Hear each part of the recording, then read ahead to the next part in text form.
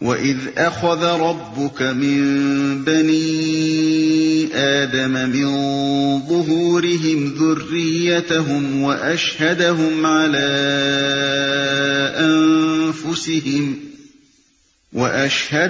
عَلَىٰ أَنفُسِهِمْ أَلَسْتُ بِرَبِّكُمْ قَالُوا بَلَىٰ شَهِدْنَا أَن تَقُولُوا يَوْمَ الْقِيَامَةِ إِنَّا كُنَّا عَنْ هَٰذَا غَافِلِينَ أَوْ تَقُولُوا إِنَّمَا أَشْرَكَ آبَاؤُنَا مِن قَبْلُ وَكُنَّا ذُرِّيَّةً مِّن بَعْدِهِمْ أَفَتُهْلِكُنَا بِمَا فَعَلَ الْمُبْطِلُونَ۔ اور اے نبی، لوگوں کو یاد دلاؤ وہ وقت جب کہ تمہارے رب نے بنی آدم کی پشتوں سے ان کی نسل کو نکالا تھا اور انہیں خود ان کے اوپر گواہ بناتے ہوئے پوچھا تھا، کیا میں تمہارا رب نہیں ہوں؟ انہوں نے کہا، ضرور آپ ہی ہمارے رب ہیں، ہم اس پر گواہی دیتے ہیں۔ یہ ہم نے اس لیے کیا کہ کہیں تم قیامت کے روز یہ نہ کہہ دو کہ ہم تو اس بات سے بے خبر تھے، یا یہ نہ کہنے لگو کہ شرک کی ابتدا تو ہمارے باپ دادا نے ہم سے پہلے کی تھی اور ہم بعد کو ان کی نسل سے پیدا ہوئے۔ پھر کیا آپ ہمیں اس قصور میں پکڑتے ہیں جو غلط کار لوگوں نے کیا تھا؟ اور اے نبی، اوپر کا سلسلہ بیان اس بات پر ختم ہوا تھا کہ اللہ تعالیٰ نے بنی اسرائیل سے بندگی و اطاعت کا عہد لیا تھا۔ اب عام انسانوں کی طرف خطاب کر کے انہیں بتایا جا رہا ہے کہ بنی اسرائیل ہی کی کوئی خصوصیت نہیں ہے، در حقیقت تم سب اپنے خالق کے ساتھ ایک میثاق میں بندھے ہوئے ہو، اور تمہیں ایک روز جواب دہی کرنی ہے کہ تم نے اس میثاق کی کہاں تک پابندی کی۔ ہم اس پر گواہی دیتے ہیں۔ جیسا کہ متعدد احادیث سے معلوم ہوتا ہے، یہ معاملہ تخلیق آدم کے موقع پر پیش آیا تھا۔ اس وقت جس طرح فرشتوں کو جمع کر کے انسان اول کو سجدہ کرایا گیا تھا اور زمین پر انسان کی خلافت کا اعلان کیا گیا تھا، اسی طرح پوری نسل آدم کو بھی جو قیامت تک پیدا ہونے والی تھی، اللہ تعالیٰ نے بیک وقت وجود اور شعور بخش کر اپنے سامنے حاضر کیا تھا اور ان سے اپنی ربوبیت کی شہادت لی تھی۔ اس آیت کی تفسیر میں حضرت ابی بن کعب رضی اللہ تعالی عنہ نے غالباً نبی صلی اللہ علیہ وسلم سے استفادہ کر کے جو کچھ بیان کیا ہے وہ اس مضمون کی بہترین شرح ہے۔ وہ فرماتے ہیں، اللہ تعالیٰ نے سب کو جمع کیا اور ایک ایک قسم یا ایک ایک دور کے لوگوں کو الگ الگ گروہوں کی شکل میں مرتب کر کے انہیں انسانی صورت اور گویائی کی طاقت عطا کی، پھر ان سے عہد و میثاق لیا اور انہیں آپ اپنے اوپر گواہ بناتے ہوئے پوچھا کہ کیا میں تمہارا رب نہیں ہوں؟ انہوں نے عرض کیا، ضرور آپ ہمارے رب ہیں۔ تب اللہ تعالیٰ نے فرمایا کہ میں تم پر زمین و آسمان سب کو اور خود تمہارے باپ آدم کو گواہ ٹھہراتا ہوں، تاکہ تم قیامت کے روز یہ نہ کہہ سکو کہ ہم کو اس کا علم نہ تھا۔ خوب جان لو کہ میرے سوا کوئی مستحق عبادت نہیں ہے اور میرے سوا کوئی رب نہیں ہے، تم میرے ساتھ کسی کو شریک نہ ٹھہرانا۔ میں تمہارے پاس اپنے پیغمبر بھیجوں گا جو تم کو یہ عہد و میثاق جو تم میرے ساتھ باندھ رہے ہو یاد دلائیں گے، اور تم پر اپنی کتابیں بھی نازل کروں گا۔ اس پر سب انسانوں نے کہا کہ ہم گواہ ہوئے، آپ ہی ہمارے رب اور آپ ہی ہمارے معبود ہیں، آپ کے سوا نہ کوئی ہمارا رب ہے نہ کوئی معبود۔ اس معاملے کو بعض لوگ محض تمثیلی انداز بیان پر محمول کرتے ہیں۔ ان کا خیال یہ ہے کہ دراصل یہاں قرآن مجید صرف یہ بات ذہن نشین کرانا چاہتا ہے کہ اللہ کی ربوبیت کا اقرار انسانی فطرت میں پیوست ہے، اور اس بات کو یہاں ایسے انداز سے بیان کیا گیا ہے کہ گویا یہ ایک واقعہ تھا جو عالم خارجی میں پیش آیا، لیکن ہم اس تعویل کو صحیح نہیں سمجھتے۔ قرآن و حدیث دونوں میں اسے بالکل ایک واقعے کے طور پر بیان کیا گیا ہے، اور صرف بیان واقعہ پر ہی اکتفا نہیں کیا گیا بلکہ یہ بھی ارشاد ہوا ہے کہ قیامت کے روز بنی آدم پر حجت قائم کرتے ہوئے اس ازلی عہد و اقرار کو سند میں پیش کیا جائے گا، لہذا کوئی وجہ نہیں کہ ہم اسے محض ایک تمثیلی بیان قرار دیں۔ ہمارے نزدیک یہ واقعہ بالکل اسی طرح پیش آیا تھا جس طرح عالم خارجی میں واقعات پیش آیا کرتے ہیں۔ اللہ تعالیٰ نے فی الواقع ان تمام انسانوں کو جنہیں وہ قیامت تک پیدا کرنے کا ارادہ رکھتا تھا بیک وقت زندگی اور شعور اور گویائی عطا کر کے اپنے سامنے حاضر کیا تھا، اور فی الواقع انہیں اس حقیقت سے پوری طرح آگاہ کر دیا تھا کہ ان کا کوئی رب اور کوئی الہ اس کی ذات اقدس و اعلیٰ کے سوا نہیں ہے۔ اور ان کے لیے کوئی صحیح طریقے زندگی اس کی بندگی و فرمانبرداری یعنی اسلام کے سوا نہیں ہے۔ اس اجتماع کو اگر کوئی شخص بعید از امکان سمجھتا ہے تو یہ محض اس کے دائرہ فکر کی تنگی کا نتیجہ ہے، ورنہ حقیقت میں تو نسل انسانی کی موجودہ تدریجی پیدائش جتنی قریب از امکان ہے اتنا ہی ازل میں ان کا مجموعی ظہور اور ابد میں ان کا مجموعی حشر و نشر بھی قریب از امکان ہے۔ پھر یہ بات نہایت معقول معلوم ہوتی ہے کہ انسان جیسی صاحب عقل و شعور اور صاحب تصرف و اختیارات مخلوق کو زمین پر بحیثیت خلیفہ معمور کرتے وقت اللہ تعالیٰ اسے حقیقت سے آگاہی بخشے اور اس سے اپنے وفاداری کا اقرار یعنی اوتھ آف ایلیجینس لے۔ اس معاملے کا پیش آنا قابل تعجب نہیں، البتہ اگر یہ پیش نہ آتا تو ضرور قابل تعجب ہوتا۔ کیا آپ ہمیں اس قصور میں پکڑتے ہیں جو غلط کار لوگوں نے کیا تھا؟ اس آیت میں وہ غرض بیان کی گئی ہے جس کے لیے ازل میں پوری نسل آدم سے اقرار لیا گیا تھا، اور وہ یہ ہے کہ انسانوں میں سے جو لوگ اپنے خدا سے بغاوت اختیار کریں وہ اپنے اس جرم کے پوری طرح ذمہ دار قرار پائیں، انہیں اپنی صفائی میں نہ تو لا علمی کا عذر پیش کرنے کا موقع ملے اور نہ وہ سابق نسلوں پر اپنی گمراہی کی ذمہ داری ڈال کر خود بری الذمہ ہو سکیں۔ گویا بالفاظ دیگر اللہ تعالیٰ اس ازلی عہد و میثاق کو اس بات پر دلیل قرار دیتا ہے کہ نوع انسانی میں سے ہر شخص انفرادی طور پر اللہ کے الہ واحد اور رب واحد ہونے کی شہادت اپنے اندر لیے ہوئے ہے، اور اس بنا پر یہ کہنا غلط ہے کہ کوئی شخص کامل بے خبری کے سبب سے یا ایک گمراہ ماحول میں پرورش پانے کے سبب سے اپنی گمراہی کی ذمہ داری سے بالکل یا بری ہو سکتا ہے۔ اب سوال پیدا ہوتا ہے کہ اگر یہ ازلی میثاق فی الواقع عمل میں آیا بھی تھا تو کیا اس کی یاد ہمارے شعور اور حافظے میں محفوظ ہے؟ کیا ہم میں سے کوئی شخص بھی یہ جانتا ہے کہ آغاز آفرینش میں وہ اپنے خدا کے سامنے پیش کیا گیا تھا اور اس سے الستو بربکم کا سوال ہوا تھا اور اس نے بلا کہا تھا؟ اگر نہیں تو پھر اس اقرار کو جس کی یاد ہمارے شعور و حافظے سے محو ہو چکی ہے ہمارے خلاف حجت کیسے قرار دیا جا سکتا ہے؟ اس کا جواب یہ ہے کہ اگر اس میثاق کا نقش انسان کے شعور اور حافظے میں تازہ رہنے دیا جاتا تو انسان کا دنیا کی موجودہ امتحان گاہ میں بھیجا جانا سرے سے فضول ہو جاتا، کیونکہ اس کے بعد تو اس آزمائش و امتحان کے کوئی معنی ہی باقی نہ رہ جاتے۔ لہذا اس نقش کو شعور و حافظے میں تو تازہ نہیں رکھا گیا، لیکن وہ تحت الشعور سب کانشس مائنڈ اور وجدان انٹیوشن میں یقیناً محفوظ ہے۔ اس کا حال وہی ہے جو ہمارے تمام دوسرے تحت الشعوری اور وجدانی علوم کا حال ہے۔ تہذیب و تمدن اور اخلاق و معاملات کے تمام شعبوں میں انسان سے آج تک جو کچھ بھی ظہور میں آیا ہے وہ سب در حقیقت انسان کے اندر بالقوہ پوٹینشیلی موجود تھا۔ خارجی محرکات اور داخلی تحریکات نے مل جل کر اگر کچھ کیا ہے تو صرف اتنا کہ جو کچھ بالقوہ تھا اسے بالفعل کر دیا۔ یہ ایک حقیقت ہے کہ کوئی تعلیم، کوئی تربیت، کوئی ماحولی تاثیر اور کوئی داخلی تحریک انسان کے اندر کوئی چیز بھی جو اس کے اندر بالقوہ موجود نہ ہو ہرگز پیدا نہیں کر سکتی، اور اسی طرح یہ سب مؤثرات اگر اپنا تمام زور بھی صرف کر دیں تو ان میں یہ طاقت نہیں ہے کہ ان چیزوں میں سے جو انسان کے اندر بالقوہ موجود ہیں کسی چیز کو قطعی محو کر دیں۔ زیادہ سے زیادہ جو کچھ وہ کر سکتے ہیں وہ صرف یہ ہے کہ اسے اصل فطرت سے منحرف پرورڈ کر دیں،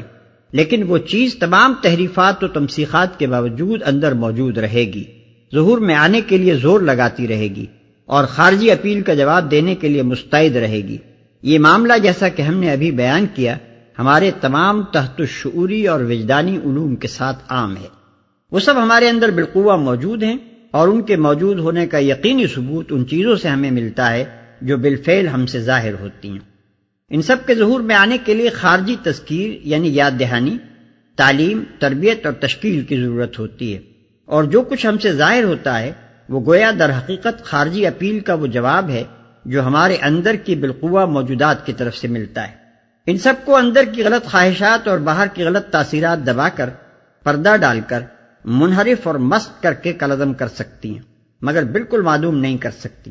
اور اسی لیے اندرونی احساس اور بیرونی سعی دونوں سے اصلاح اور تبدیلی کنورجن ممکن ہوتی۔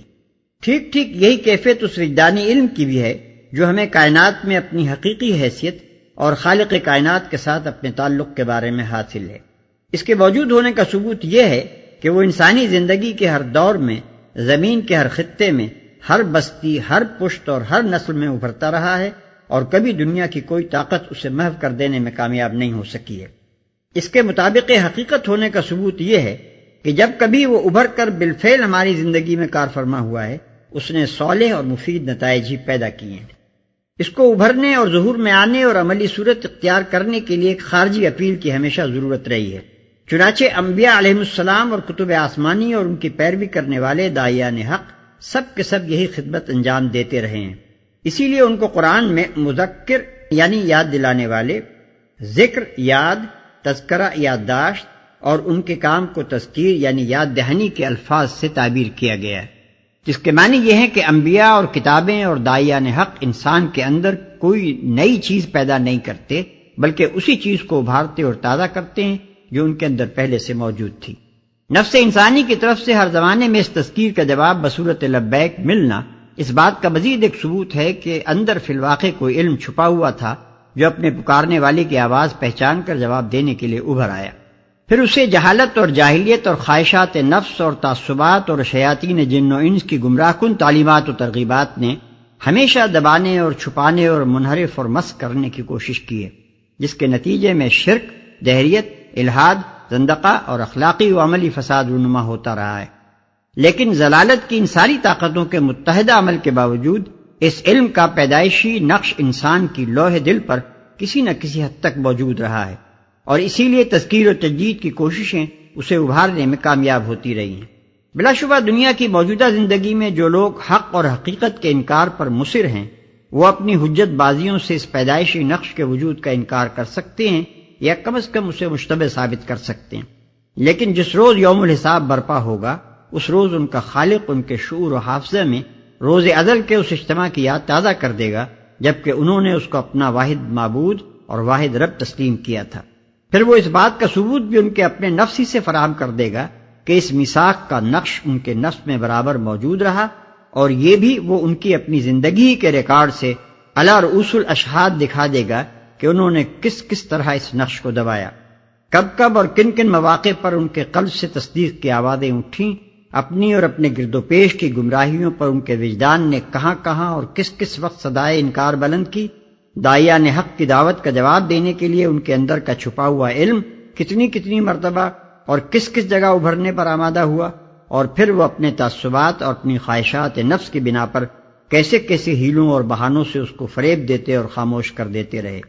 وہ وقت جب کہ یہ سارے راز فاش ہوں گے حجت بازیوں کا نہ ہوگا بلکہ صاف صاف اقرار جرم کا ہوگا۔ اسی لیے قرآن مجید کہتا ہے کہ اس وقت مجرمین یہ نہیں کہیں گے کہ ہم جاہل تھے یا غافل تھے، بلکہ یہ کہنے پر مجبور ہوں گے کہ ہم کافر تھے، یعنی ہم نے جان بوجھ کر حق کا انکار کیا۔ وَشَهِدُوا عَلَىٰ أَنفُسِهِمْ أَنَّهُمْ كَانُوا كَافِرِينَ، سورہ انعام آیت 130۔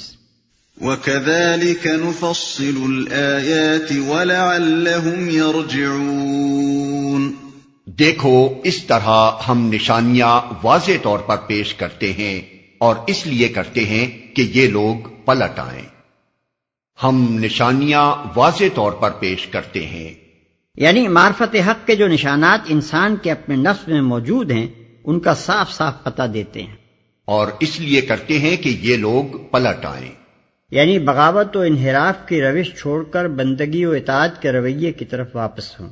وَاتْلُ عَلَيْهِمْ نَبَأَ الَّذِي آتَيْنَاهُ آيَاتِنَا فَانسَلَخَ مِنْهَا فَأَتْبَعَهُ الشَّيْطَانُ فَكَانَ مِنَ الْغَاوِينَ۔ اور اے محمد ان کے سامنے اس شخص کا حال بیان کرو جس کو ہم نے اپنی آیات کا علم عطا کیا تھا، مگر وہ ان کی پابندی سے نکل بھاگا، آخر کار شیطان اس کے پیچھے پڑ گیا، یہاں تک کہ وہ بھٹکنے والوں میں شامل ہو کر رہا، جس کو ہم نے اپنی آیات کا علم عطا کیا تھا۔ ان الفاظ سے ایسا محسوس ہوتا ہے کہ وہ ضرور کوئی متعین شخص ہوگا جس کی طرف اشارہ فرمایا گیا ہے، لیکن اللہ اور اس کے رسول کی یہ انتہائی اخلاقی بلندی ہے کہ وہ جب کبھی کسی کی برائی کو مثال میں پیش کرتے ہیں تو بالعموم اس کے نام کی تصریح نہیں کرتے، بلکہ اس کی شخصیت پر پردہ ڈال کر صرف اس کی بری مثال کا ذکر کر دیتے ہیں تاکہ اس کی رسوائی کیے بغیر اصل مقصد حاصل ہو جائے۔ اسی لیے نہ قرآن میں بتایا گیا ہے اور نہ کسی صحیح حدیث میں کہ وہ شخص جس کی مثال یہاں پیش کی گئی ہے کون تھا۔ مفسرین نے عہد رسالت اور اس سے پہلے کی تاریخ کے مختلف اشخاص پر اس مثال کو چسپاں کیا ہے۔ کوئی بلعم بن باورا کا نام لیتا ہے، کوئی امیہ بن ابی سلط کا، اور کوئی سیفی ابن الراہب کا، لیکن حقیقت یہ ہے کہ وہ خاص شخص و پردے میں ہے جو اس تمثیل میں پیش نظر تھا۔ البتہ یہ تمثیل ہر اس شخص پر چسپاں ہوتی ہے جس میں یہ صفت پائی جاتی ہو۔ وَلَوْ شِئْنَا لَرَفَعْنَاهُ بِهَا وَلَكِنَّهُ أَخْلَدَ إِلَى الْأَرْضِ وَاتَّبَعَ هَوَاهُ فَمَثَلُهُ كَمَثَلِ الْكَلْبِ إِن تَحْمِلْ عَلَيْهِ يَلْهَثْ أَوْ تَتْرُكْهُ يَلْهَث ذَلِكَ مَثَلُ الْقَوْمِ الَّذِينَ كَذَّبُوا بِآيَاتِنَا فَاقْصُصِ الْقَصَصَ لَعَلَّهُمْ يَتَفَكَّرُونَ۔ اگر ہم چاہتے تو اسے ان آیتوں کے ذریعے سے بلندی عطا کرتے، مگر وہ تو زمین ہی کی طرف جھک کر رہ گیا اور اپنی خواہش نفس ہی کے پیچھے پڑا رہا، لہذا اس کی حالت کتے کی سی ہو گئی کہ تم اس پر حملہ کرو تب بھی زبان لٹکائے رہے اور اسے چھوڑ دو تب بھی زبان لٹکائے رہے۔ یہی مثال ہے ان لوگوں کی جو ہماری آیات کو جھٹلاتے ہیں۔ تم یہ حکایات ان کو سناتے رہو، شاید کہ یہ کچھ غور و فکر کریں، اور اسے چھوڑ دو تب بھی زبان لٹکائے رہے۔ ان دو مختصر سے فقروں میں بڑا اہم مضمون ارشاد ہوا ہے جسے ذرا تفصیل کے ساتھ سمجھ لینا چاہیے۔ وہ شخص جس کی مثال یہاں پیش کی گئی ہے آیات الہی کا علم رکھتا تھا، یعنی حقیقت سے واقف تھا۔ اس علم کا نتیجہ یہ ہونا چاہیے تھا کہ وہ اس رویے سے بچتا جس کو وہ غلط جانتا تھا، اور وہ طرز عمل اختیار کرتا جو اسے معلوم تھا کہ صحیح ہے۔ اسی عمل مطابق علم کی بدولت اللہ تعالیٰ اس کو انسانیت کے بلند مراتب پر ترقی عطا کرتا، لیکن وہ دنیا کے فائدوں اور لذتوں اور آرائشوں کی طرف جھک پڑا۔ خواہشات نفس کے تقاضوں کا مقابلہ کرنے کے بجائے اس نے ان کے آگے سپر ڈال دی۔ مالی امور کی طلب میں دنیا کے حرص و طمع سے بالاتر ہونے کے بجائے وہ اس حرص و طمع سے ایسا مغلوب ہوا کہ اپنے سب اونچے ارادوں اور اپنی عقلی و اخلاقی ترقی کے سارے امکانات کو طلاق دے بیٹھا، اور ان تمام حدود کو توڑ کر نکل بھاگا جن کی نگہداشت کا تقاضا خود اس کا علم کر رہا تھا۔ پھر جب وہ محض اپنی اخلاقی کمزوری کی بنا پر جانتے بوجھتے حق سے منہ موڑ کر بھاگا تو شیطان جو قریب ہی اس کی گھات میں لگا ہوا تھا اس کے پیچھے لگ گیا اور برابر اسے ایک پستی سے دوسری پستی کی طرف لے جاتا رہا، یہاں تک کہ ظالم نے اسے ان لوگوں کے زمرے میں پہنچا کر ہی دم لیا جو اس کے دام میں پھنس کر پوری طرح اپنی متاع عقل و ہوش گم کر چکے ہیں۔ اس کے بعد اللہ تعالیٰ اس شخص کی حالت کو کتے سے تشبیہ دیتا ہے جس کی ہر وقت لٹکی ہوئی زبان اور ٹپکتی ہوئی رال ایک نہ بجھنے والی آتش حرص اور کبھی نہ سیر ہونے والی نیت کا پتہ دیتی ہے۔ بنائے تشبیہ وہی ہے جس کی وجہ سے ہم اپنی اردو زبان میں ایسے شخص کو جو دنیا کے حرص میں اندھا ہو رہا ہو دنیا کا کتا کہتے ہیں۔ کتے کی جبلت کیا ہے؟ حرص و آز، چلتے پھرتے اس کی ناک زمین سونگھنے ہی میں لگی رہتی ہے کہ شاید کہیں سے بوئے طعام آ جائے۔ اسے پتھر ماریے تب بھی اس کی یہ توقع دور نہیں ہوتی کہ شاید یہ چیز جو پھینکی گئی ہے کوئی ہڈی یا روٹی کا ٹکڑا ہو۔ پیٹ کا بندہ ایک دفعہ تو لپک کر اس کو بھی دانتوں سے پکڑ ہی لیتا ہے، اس سے بے التفاتی کیجیے تب بھی وہ لالچ کا مارا توقعات کی ایک دنیا دل میں لیے زبان لٹکائے ہانپتا کانپتا کھڑا ہی رہے گا۔ ساری دنیا کو وہ بس پیٹ ہی کی نگاہ سے دیکھتا ہے۔ کہیں کوئی بڑی سی لاش پڑی ہو جو کئی کتوں کے کھانے کو کافی ہو تو ایک کتا اس میں سے صرف اپنا حصہ لینے پر اکتفا نہ کرے گا بلکہ اسے صرف اپنے ہی لیے مخصوص رکھنا چاہے گا اور کسی دوسرے کتے کو اس کے پاس نہ پھٹکنے دے گا۔ اس شہوت شکم کے بعد اگر کوئی چیز اس پر غالب ہے تو وہ ہے شہوت فرج۔ اپنے سارے جسم میں سے صرف ایک شرمگاہ ہی وہ چیز ہے جس سے وہ دلچسپی رکھتا ہے اور اسی کو سونگھنے اور چاٹنے میں مشغول رہتا ہے۔ پس تشبیہ کا مدعا یہ ہے کہ دنیا پرست آدمی جب علم اور ایمان کی رسی توڑا کر بھاگتا ہے اور نفس کی اندھی خواہشات کے ہاتھ میں اپنی باغیں دے دیتا ہے تو پھر کتے کی حالت کو پہنچے بغیر نہیں رہتا، ہمتن پیٹ اور ہمتن شرمگاہ۔ ساء مثلا القوم الذين كذبوا بآياتنا وأنفسهم كانوا يظلمون۔ بڑی ہی بری مثال ہے ایسے لوگوں کی جنہوں نے ہماری آیات کو جھٹلایا اور وہ آپ اپنے ہی اوپر ظلم کرتے رہے ہیں۔ من يهد الله فهو المهتدي ومن يضلل فأولئك هم الخاسرون۔ جسے اللہ ہدایت بخشے بس وہی راہ راست پاتا ہے، اور جس کو اللہ اپنی رہنمائی سے محروم کر دے وہی ناکام و نامراد ہو کر رہتا ہے۔ وَلَقَدْ ذَرَأْنَا لِجَهَنَّمَ كَثِيرًا مِنَ الْجِنِّ وَالْإِنسِ لَهُمْ قُلُوبٌ لَا يَفْقَهُونَ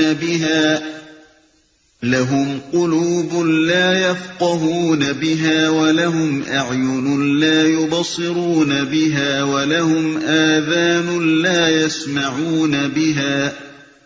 أُولَئِكَ كَالْأَنْعَامِ بَلْ هُمْ أَضَلُّ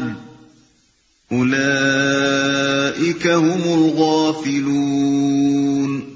اور یہ حقیقت ہے کہ بہت سے جن اور انسان ایسے ہیں جن کو ہم نے جہنم ہی کے لیے پیدا کیا ہے۔ ان کے پاس دل ہیں مگر وہ ان سے سوچتے نہیں، ان کے پاس آنکھیں ہیں مگر وہ ان سے دیکھتے نہیں، ان کے پاس کان ہیں مگر وہ ان سے سنتے نہیں۔ وہ جانوروں کی طرح ہیں بلکہ ان سے بھی زیادہ گئے گزرے۔ یہ وہ لوگ ہیں جو غفلت میں کھوئے گئے ہیں، جن کو ہم نے جہنم ہی کے لیے پیدا کیا ہے۔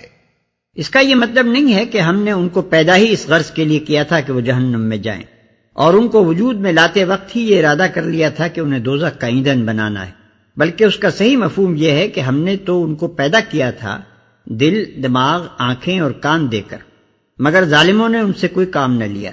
اور اپنی غلط کاریوں کی بدولت آخر کار جہنم کا ایندھن بن کر رہے۔ اس مضمون کو ادا کرنے کے لیے وہ انداز بیان اختیار کیا گیا ہے جو انسانی زبان میں انتہائی افسوس اور حسرت کے موقع پر استعمال کیا جاتا ہے۔ مثال کے طور پر اگر کسی ماں کے متعدد جوان بیٹے لڑائی میں جا کر لقمہ اجل ہو گئے ہوں تو وہ لوگوں سے کہتی ہے کہ میں نے انہیں اس لیے پال پوس کر بڑا کیا تھا کہ لوہے اور آگ کے کھیل میں ختم ہو جائیں۔ اس قول سے اس کا مدعا یہ نہیں ہوتا کہ واقعی اس کے پالنے پوسنے کی غرض یہی تھی، بلکہ اس حسرت بھرے انداز میں دراصل وہ کہنا یہ چاہتی ہے کہ میں نے تو اتنی محنتوں سے اپنا خون جگر پلا پلا کر ان بچوں کو پالا تھا، مگر خدا ان لڑنے والے فسادیوں سے سمجھے کہ میری محنت و قربانی کے ثمرات یوں خاک میں مل کر رہے۔ وَلِلَّهِ الْأَسْمَاءُ الْحُسْنَى فَادْعُوهُ بِهَا وَذَرُوا الَّذِينَ يُلْحِدُونَ فِي أَسْمَائِهِ سَيُجْزَوْنَ مَا كَانُوا يَعْمَلُونَ۔ اللہ اچھے ناموں کا مستحق ہے، اس کو اچھے ہی ناموں سے پکارو، اور ان لوگوں کو چھوڑ دو جو اس کے نام رکھنے میں راستی سے منحرف ہو جاتے ہیں۔ جو کچھ وہ کرتے رہے ہیں اس کا بدلہ وہ پا کر رہیں گے۔ اللہ اچھے ناموں کا مستحق ہے۔ اب تقریر اپنے اختتام کو پہنچ رہی ہے، اس لیے خاتمہ کلام پر نصیحت اور ملامت کے ملے جلے انداز میں لوگوں کو ان کی چند نمایاں ترین گمراہیوں پر متنبہ کیا جا رہا ہے، اور ساتھ ہی پیغمبر کی دعوت کے مقابلے میں انکار و استہزاء کا جو رویہ انہوں نے اختیار کر رکھا تھا اس کی غلطی سمجھاتے ہوئے اس کے برے انجام سے انہیں خبردار کیا جا رہا ہے۔ اس کا بدلہ وہ پا کر رہیں گے۔ انسان اپنی زبان میں اشیاء کے جو نام رکھتا ہے وہ دراصل اس تصور پر مبنی ہوتے ہیں جو اس کے ذہن میں ان اشیاء کے متعلق ہوا کرتا ہے۔ تصور کا نقص نام کے نقص کی صورت میں ظاہر ہوتا ہے، اور نام کا نقص تصور کے نقص پر دلالت کرتا ہے۔ پھر اشیاء کے ساتھ انسان کا تعلق اور معاملہ بھی لازماً اس تصور پر ہی مبنی ہوا کرتا ہے جو وہ اپنے ذہن میں ان کے متعلق رکھتا ہے۔ تصور کی خرابی تعلق کی خرابی میں رونما ہوتی ہے، اور تصور کی صحت و درستی تعلق کی صحت و درستی میں نمایاں ہو کر رہتی ہے۔ یہ حقیقت جس طرح دنیا کی تمام چیزوں کے معاملے میں صحیح ہے، اسی طرح اللہ کے معاملے میں بھی صحیح ہے۔ اللہ کے نام خواہ وہ اسماء ذات ہو یا اسماء صفات تجویز کرنے میں انسان جو غلطی بھی کرتا ہے وہ دراصل اللہ کی ذات و صفات کے متعلق اس کے عقیدے کی غلطی کا نتیجہ ہوتی ہے۔ پھر خدا کے متعلق اپنے تصور و اعتقاد میں انسان جتنی اور جیسی غلطی کرتا ہے اتنی ہی اور ویسی ہی غلطی اس سے اپنی زندگی کے پورے اخلاقی رویے کی تشکیل میں بھی سرزد ہوتی ہے، کیونکہ انسان کے اخلاقی رویے کی تشکیل تمام تر منحصر ہے اس تصور پر جو اس نے خدا کے بارے میں اور خدا کے ساتھ اپنے اور کائنات کے تعلق کے بارے میں قائم کیا ہو۔ اسی لیے فرمایا کہ خدا کے نام رکھنے میں غلطی کرنے سے بچو، خدا کے لیے اچھے نام ہی موضوع ہیں اور اسے انہی ناموں سے یاد کرنا چاہیے۔ اس کے نام تجویز کرنے میں الحاد کا انجام بہت برا ہے۔ اچھے ناموں سے مراد وہ نام ہیں جن سے خدا کی عظمت و برتری، اس کے تقدس اور پاکیزگی اور اس کی صفات کمالیہ کا اظہار ہوتا ہو۔ الحاد کے معنی ہے وسط سے ہٹ جانا، سیدھے رخ سے منحرف ہو جانا، تیر جب ٹھیک نشانے پر بیٹھنے کے بجائے کسی دوسری طرف جا لگتا ہے تو عربی میں کہتے ہیں الحد السہم الحدف، یعنی تیر نے نشانے سے الحاد کیا۔ خدا کے نام رکھنے میں الحاد یہ ہے کہ خدا کو ایسے نام دیے جائیں جو اس کے مرتبے سے فروتر ہوں، جو اس کے ادب کے منافی ہوں، جن سے عیوب اور نقائص اس کی طرف منسوب ہوتے ہوں، یا جن سے اس کی ذات اقدس و اعلیٰ کے متعلق کسی غلط عقیدے کا اظہار ہوتا ہو۔ نیز یہ بھی الحاد ہی ہے کہ مخلوقات میں سے کسی کے لیے ایسا نام رکھا جائے جو صرف خدا ہی کے لیے موزوں ہو۔ پھر یہ جو فرمایا کہ اللہ کے نام رکھنے میں جو لوگ الحاد کرتے ہیں ان کو چھوڑ دو، تو اس کا مطلب یہ ہے کہ اگر یہ لوگ سیدھی طرح سمجھانے سے نہیں سمجھتے تو ان کی کج بحثیوں میں تم کو الجھنے کی کوئی ضرورت نہیں، اپنی گمراہی کا انجام وہ خود دیکھ لیں گے۔ وَمِمَّنْ خَلَقْنَا أُمَّةٌ يَهْدُونَ بِالْحَقِّ وَبِهِ يَعْدِلُونَ، ہماری مخلوق میں ایک گروہ ایسا بھی ہے جو ٹھیک ٹھیک حق کے مطابق ہدایت اور حق ہی کے مطابق انصاف کرتا ہے۔